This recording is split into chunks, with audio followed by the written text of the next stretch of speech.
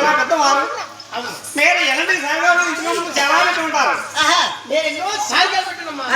సంబంధి మా అత్తలకి చాలా రకంగా ఎంతో ఆనందంగా సాగాలు పట్టుకుని బయలుదేరండి. నేను తెచ్చిన సాధన తక్కువతే ఒకసారి చూసి చెప్పండి. ఏం లోటు వచ్చిందమ్మా? నా బతుకమ్మ ఎట్టాలన్నా చాలా కోపంగా ఉన్నారు. ఈ సాగర తక్కువతే ఇక్కడి నుంచి ఎగమలతో మేము ఎత్తండి.